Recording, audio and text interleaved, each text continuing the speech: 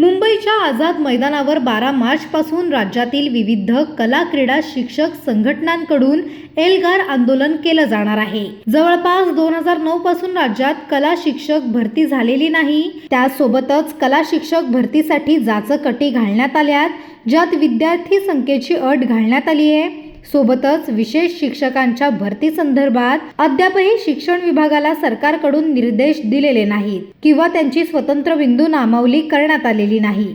याबाबत राज्याचे जलसंपदा मंत्री राधाकृष्ण विखे यांनी प्रतिक्रिया दिली असून याबाबत मी संबंधित अधिकाऱ्यांशी लवकरच बोलेल। शिक्षण विभागाचे अनेक प्रश्न सध्या समोर येत आहेत, मग त्यात शिक्षकांना TET परीक्षा बंधनकारक करण्याचा विषय असो किंवा विशेष शिक्षक भरतीचा विषय असो, सरकार याबाबत लक्ष घालत आहे, असं राधाकृष्ण विखे पाटील यांनी सांगितलंय।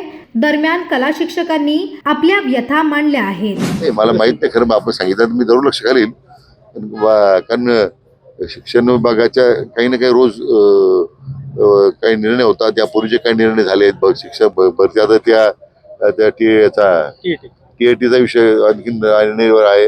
वाटतं सरकार त्यात लक्ष घालतंय। याच्यात सुद्धा रोस्टर का पूर्ण होत नाही, निश्चितपणे अधिकाऱ्यांना विचारली।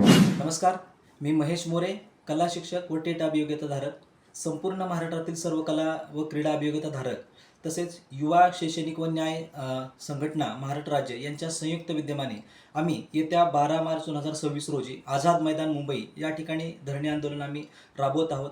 आणि या धरणे आंदोलनामध्ये आम्ही आमच्या विविध मागण्या या मांडलेल्या आहेत।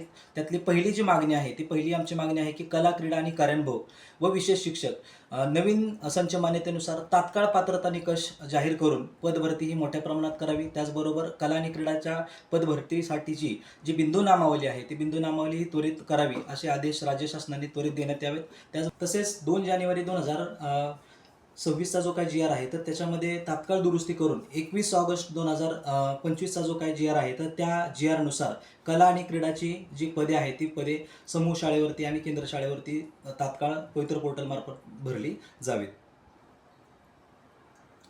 समाज कल्याण व निवासी आश्रमशाळा विभागाच्या शाळेवरती पवित्र पोर्टल 2025 मार्फत शिक्षक भरती ही करावी। त्याचबरोबर त्यामध्ये कला आणि क्रीडा यांचाही समावेश करण्यात यावा। त्याचबरोबर मर्यादित पसंतीक्रम ही जी अट राज्य शासनाने लावलेली आहे तर ती अट शिथिल करून अमर्यादित पसंतीक्रम हे त्यांनी देण्यात यावेत।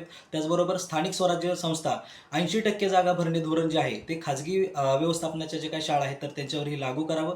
त्याचबरोबर संच मान्यता धोरण कोकण पॅटर्न जो आहे तो संपूर्ण महाराष्ट्र राज्यामध्ये लागू करावा। तर या एकंदरीत सर्व ज्या मागण्या आहेत या सर्व मागण्यांना घेऊन आम्ही तमाम सर्व कला क्रीडा शिक्षक या आंदोलनामध्ये सहभागी होणार आहोत। धन्यवाद। भारतीय संविधानाच्या कलम 21 नुसार व राईट टू एज्युकेशन ॲक्ट 2009 नुसार 6 ते 14 वयोगटातील प्रत्येक विद्यार्थ्याच्या मोफत व सक्तीच्या शिक्षणाची जबाबदारी राज्य शासनाची। प्रत्येक शाळेमध्ये राज्य अभ्यासक्रम आराखड्यानुसार कला विषयाच्या स्वतंत्र तासिका त्या ठिकाणी आज रोजी देखील उपलब्ध आहे, परंतु कला विषयाची पदभरती झाली नसल्यामुळे या विद्यार्थ्यांचं मोठ्या प्रमाणावरती कला विषयाचं नुकसान होत आहे। सन 2022मध्ये तत्पूर्वी झालेली शिक्षक भरती 2017मध्ये सुद्धा कला विषयाचं एकही पद त्या पवित्र प्रणाली अंतर्गत भरण्यात आलेलं नाही। शिवाय जे तुटपुंज मानधनावरती अंशकालीन निर्देशक काम करत आहेत त्यांना देखील त्या ठिकाणी न्याय मिळत नाही आहे। म्हणून आमची राज्य शासनाला विनंती राहील, आमची शेवटची मागणी राज्य शासनाला ही राहील की 15 मार्च 2024चा जो शासन निर्णय निर्गमित करण्यात आलेला आहे तो निर्णय असा सांगतो की 500 विद्यार्थी असेल तरच त्या ठिकाणी तुम्हाला कला विषयाचे शिक्षक उपलब्ध होतील। ही खूप अन्यायकारक आणि जाचक आहे। यात राज्य शासनाने सुधारणा करावी। किमान 200 विद्यार्थ्यांच्या पाठीमागे एक कला शिक्षक त्या ठिकाणी आम्हाला प्रत्येक शाळेला द्यावा आणि ज्या ठिकाणी 200पेक्षा कमी विद्यार्थी आहेत त्या ठिकाणी शाळांचा समूह करून गट करून त्या ठिकाणी सुद्धा राज्य शासनाने कला विषयाचं पदनिर्मिती करावी। संच मान्यतेच्या GR मध्ये दुरुस्ती करून 200 विद्यार्थ्यांच्या पाठीमागे एक कला शिक्षक त्या ठिकाणी द्यावा, हे राज्य शासनाकडे आमची प्रमुख मागणी आहे।